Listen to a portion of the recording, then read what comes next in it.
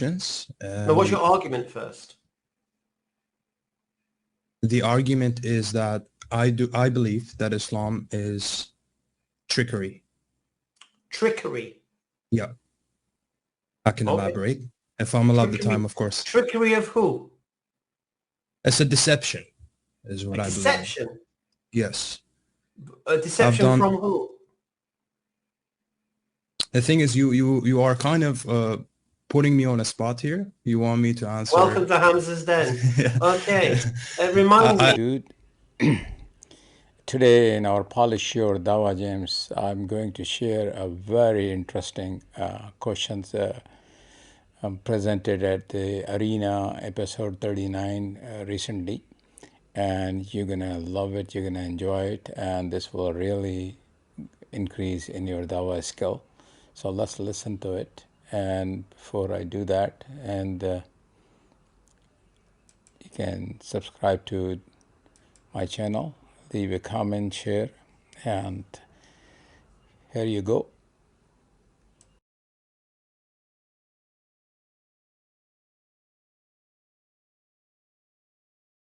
Hello. Hello, guys. I just want to ask, how much time do I have to ask my questions? And because I don't want to take too long. And I have three questions.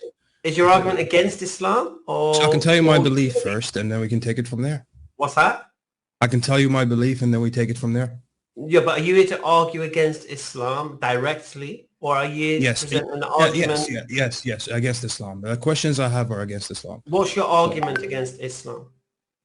So I have three questions. Now, what's your argument first? The argument is that I believe that Islam is trickery. Trickery? Yeah. I can elaborate. If I'm allowed the time, of course. Trickery of who? It's a deception, is what I believe. Deception? Yes. A deception from who? The thing is, you are kind of putting me on a spot here. You want me to answer? Welcome to Hamza's Den. Okay. Remind me. I just ask for your patience. And I know. I'm really here to find answers. I'm not here. Who's doing deceiving? Is human beings deceiving? Some human being, group of individuals who made up the religion of Islam. Is that what you're trying to say? So upon my research on Islam, I've been struggling with a couple of questions. The first one is the Quran trickery? Because I find that the Quran knows the human more than it knows itself. It's logically sound. It's literally perfection. You can't refute it. That's why it's the most growing religion in the world today. So my question is the Islam made to keep society in order and to make us prosper? Yes. Is it truly by God? Or is it made just to keep society in roll and help us prosper? Did you just ask the same question twice?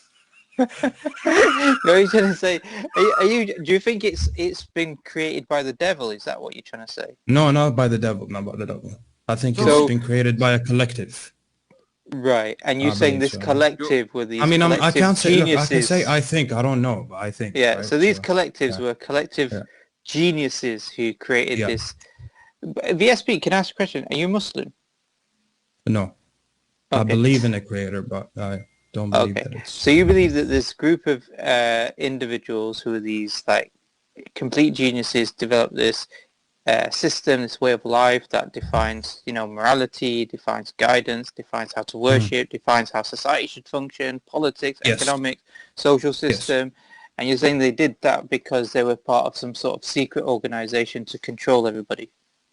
And not to control everybody, but to help everybody. Because if you see the Quran proposes not like laws, and if these laws are broken or gone against, right, it leaves the human in misery, right? Like no purpose in life, nothing, right? And I see this even with you guys, right? Like you have your dawah, you have your, this purpose you have right now. So I feel like Islam provides this, right? And that's the point of it, right? And so my question that goes back to my original question, right? You're asking whether Islam is a noble deception. Is that what you're asking? Yeah, it's like a psychological trick, right? That's the question. To make this world a better place and the intentions. Yes, exactly, yes. made by some thinkers, Yes. philosophers, they came Yes. together. Yeah, that's a very interesting idea. And the fact that you asked this question shows how powerful Islam is as a system, how impressive it Yes. is. Yeah, and the fact that you have to even think that shows that you're quite impressed by Islam. Uh, Mhm. and as good and as intelligent as your question is, let me tell you, there is no evidence of such a group of people, such philosophers, such a bunch of people who came together, because when we study the history of Islam, all evidence points to one particular area of Arabia, and within that area, we have a bunch of individuals who were around one particular man, and it was this man who dictated the Quran to them, and this Quran, this text was copied by them. They're the ones who died and fought for it. You know, they, to protect this Quran, they went to extreme lengths. You know, they left their families, they went to confront the Romans and the Persians. They defeated these great empires at great pain, great expense. Why would they do that? For a deception. I mean, It's fine, justified though. 10 people Uh, could be noble, 20 people could be noble, but over 100,000 of them, they all believed in a deception and decided to defend No, this. no, no, no. I'm sorry to cut you off, sir, but it's justified in this scenario, right? If you tell me that I'm gonna fight for a cause that will make the earth prosper in a million years, of course I'll die for it. What a better purpose than that, Yeah, right? no, So it's but this is what the Western governments are telling the masses. They don't believe in it. They're not buying it. You know, when Did you just see what I said? What you thought I said? yeah, Yeah, no, he did. when the entire country was taken to war in Iraq, I can give you a recent example. Okay, 2 million people didn't buy it. They were on the roads of London. They were protesting against such an idea, because even though this war was sold as a noble endeavor, we're going after a dictator, a dangerous man. He's got weapons of mass destruction. He threatens the peace of the world. We are going to take democracy. We're going to liberate the people of Iraq. We're going to do this. 2 million people didn't buy it. If Muhammad was forging a plan like that, or his close group of knights, let's say, on the round table, if they were coming up with a plan like this, I can tell you this much: he had plenty of enemies to expose this plan. He had a lot of his own tribe was up against him. Tribe was fighting against. In fact, some of his enemies later on ended up becoming his followers. They would be the first people to say, you see, we were saying this guy's a liar, he's a deceiver, and now he's admitting it. But there was no such thing. So it's a good idea. It's an interesting idea. Not necessarily good, but it's an interesting idea. It's an interesting question. And this is the answer. Although as appealing as this question may be, but it doesn't have any basis in reality, unfortunately or fortunately. Okay. VSB, can I just also make a few points? Firstly, I don't think any human being who doesn't believe in a religion and doesn't have any particular belief is going to be willing to sacrifice his life so that in a million years time in the future there will be great prosperity. I don't think anybody's going to do that. Nobody does that. People who don't believe in a religion, don't believe that the actions that they do in this life is going to have some sort of eternal ramifications for themselves, are going to be concerned about future generations, certainly not that far ahead. Yeah. So I think that's implausible. The second issue, which I think you need to understand, VSP, is when you address a particular claim, when you've got like various options, and you've got one option or one proposition and another proposition, you have to look at the weight of the evidence. If you got one proposition that says that Islam was made up because it was about trying to achieve prosperity for the world, and you've got zero arguments and zero evidence for it, except some sort of speculation, and on the other hand you have evidence that demonstrates that there actually are good reasons to justify that Islam has a divine nature for it, then you would follow the weight of the evidence. You wouldn't follow pure speculation. It doesn't make any sense. So you have to look at where the weight of the evidence is, not just because something is plausible, therefore it's likely and it's equal weight, 50-50. No, you have to say, okay, this proposition doesn't have any evidence for it and this proposition does. So therefore, as a rational human being, I follow where the evidence is. That's a good point. Thank you. Good point.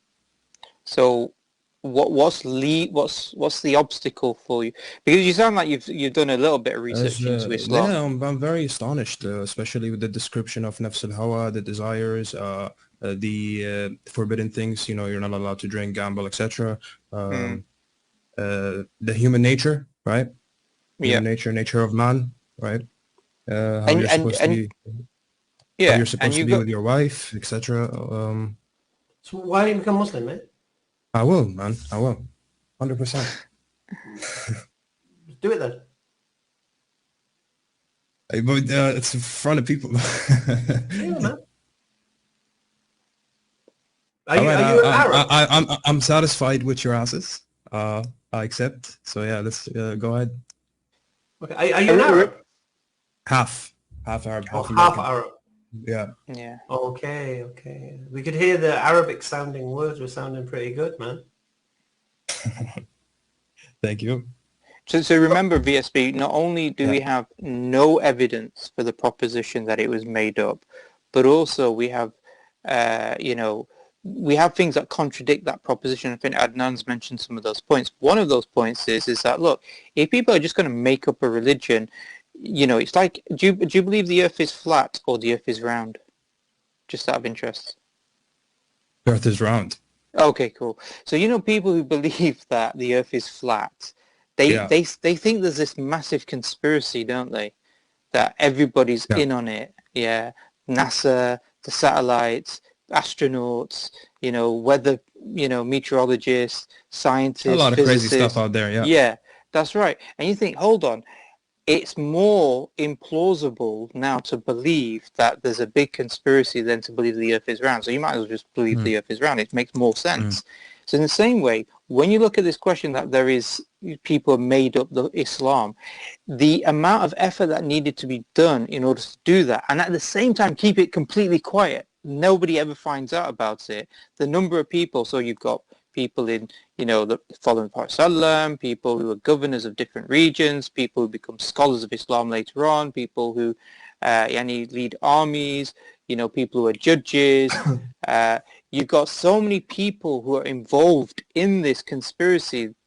Nobody hears about this conspiracy. Nobody talks about it. It just sounds like the flat earther type argument. And if I'm going to dismiss flat earthers, then I might as well dismiss this type of argument. And at the same time, on the other hand, the proposition is, yes, Islam is coherent, but also Islam has this evidence sign. Yeah, one of those key evidence signs is its linguistic miracle, the fact that it's beyond human productive capacity. Human beings cannot produce a surah like it. And as you know, the shortest surah of the Quran is only 3 sentences, 3 verses long.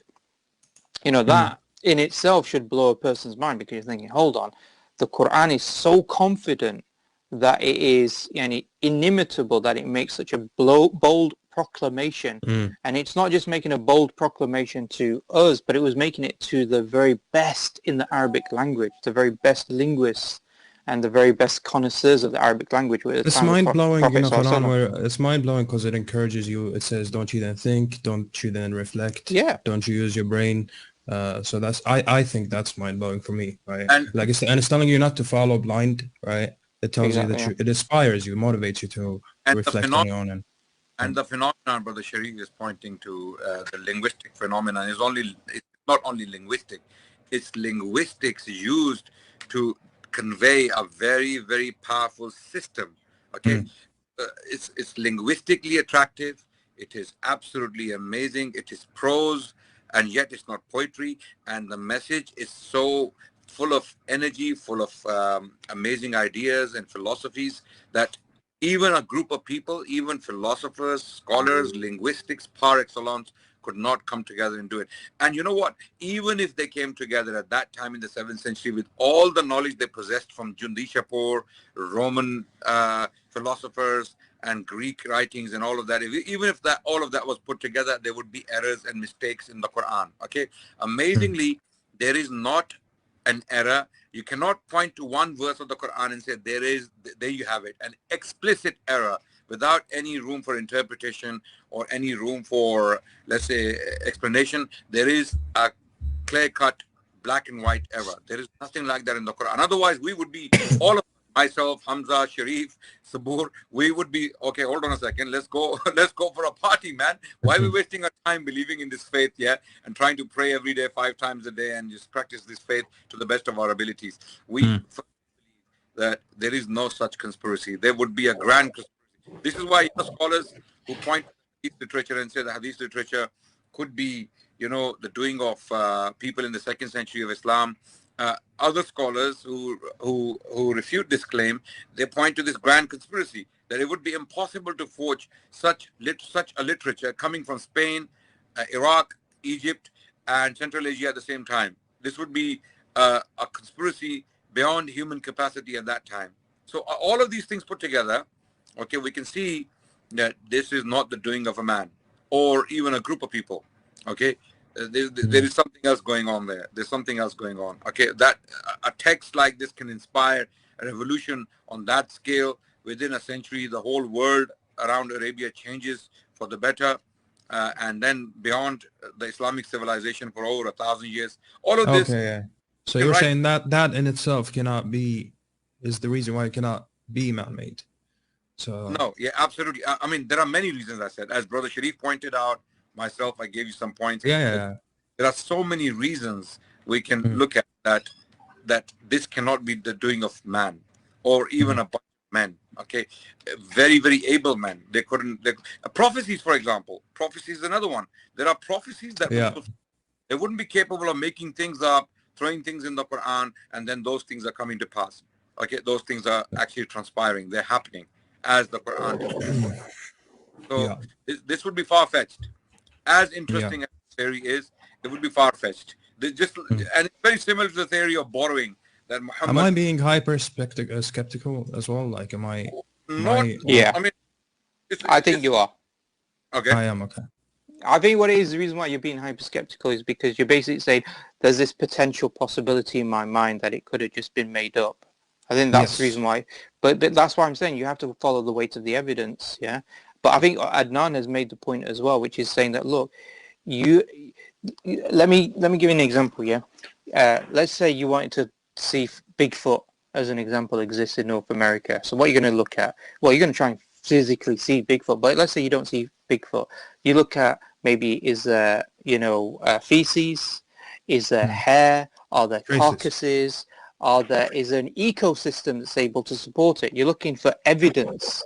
Now, the absence of those things, the absence of that evidence is a proof for its absence. Does that make sense?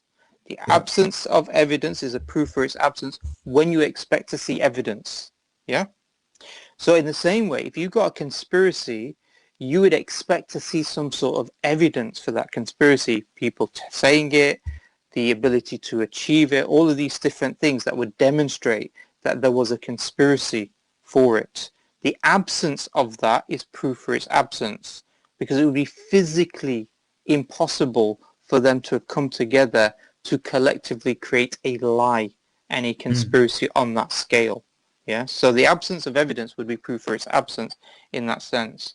And the other thing as well, the other thing is this, is you mentioned what's the evidence, or, I think you mentioned it to Adnan, is that the evidence? As Adnan pointed out, there are many different evidences, and whenever you look at any, belief system, any proposition, what you're trying to do is you're trying to look at it from all different angles as best as you possibly can, and you'll come to a certain conclusion. So whether that's the linguistic miracles, whether it's the coherency of Islam, whether the fact that Islam fulfills, is in accordance to natural theology, whether that is the prophecies in the Quran, prophecies in the Sunnah, the human psychology, as you mentioned, that it sort of speaks to a human being. All of these things are things that would evidence for Islam to the point where a person can have their heart tranquil to this belief system to be true. Understood. Thank you. Is there a way to get in touch with you guys outside of this platform? Yeah, you can email us. You can contact Hamza. What? Do you want to become Muslim now or what? Or did you have 2 more points that needed refuting? VSP, can you imagine what your parents would say? Because I assume some of your parents, you say you're half Arab, are they Muslim? Yes. Yeah, so can you imagine how pleased and happy and hopefully, inshallah, they'll be happy that you became Muslim. Let's go ahead, man. I'm satisfied with the answers. I'll do further research afterwards. And if you guys give me your, I know Adnan is a historian, right? I've watched a couple of your videos, so if I could get in touch afterwards, ask you some questions, that's okay. Sharif, take it away, bro. Yeah, It's no your problem. stream, brother. It's your stream. Oh, I take too many, man. I'll give it to you. Is it I'm Adnan? complicated. Adnan, then Bismillah. Yeah, no problem. You want to do the Shahada? Inshallah. Yeah. Okay, may Allah subhanahu wa ta'ala accept from you, and may Allah make you strong, and may Allah subhanahu wa ta'ala make you a beacon of light for you, yourself, your family, and everyone. Repeat after me, inshallah. Bismillah ar-Rahman ar-Rahim. Okay. Ashhadu Ashhadu an la an la ilaha ilaha illallah illallah wa ashhadu wa ashhadu anna anna Muhammadan Muhammadan Rasulullah. Rasulullah. I bear witness I bear witness that there is no one worthy of worship there is no one worthy of worship except Allah. except Allah. And I bear witness And I bear witness that Muhammad that Muhammad is the messenger of Allah. is the messenger of Allah. Allahu Akbar. Allahu Akbar. Welcome back home, bro. Welcome back. Okay. Thank you very much, guys. Yeah, My I'll email's get, there, bro. Reach out to me, yeah? I got it. I wrote it down. Yeah. I'll Good reach man. out. All right. Thank you, guys. Take it You easy. take care. God bless you. Like strengthen you and don't give up easily. If you have questions, always seek answers, and you will find answers so long as you're sincere. Allah guided you to this stream, and here we are. Okay, so continue searching, continue seeking, and you will have answers, inshallah. Keep in touch. Our details will be given to you, inshallah. Maybe Hamza can pass on my details to you privately. Yeah, definitely. Send me email and I'll sort it out, inshallah. Inshallah. Tabarakallah. May Allah bless you. I'll write it down in the chat. Inshallah. Yeah. Oh, it's in the private chat. Okay, inshallah. Okay. Alternatively, Assalamu alaikum. if you go to my YouTube channel, my email address, my contact email is there. Drop me an email, inshallah, and we'll stay in touch, inshallah. Okay. Thank you very much. Allah bless you. Assalam. Take care, dude. Assalamu alaikum. Take it easy, guys. Bismillah. MashaAllah. That was nice. Thanks.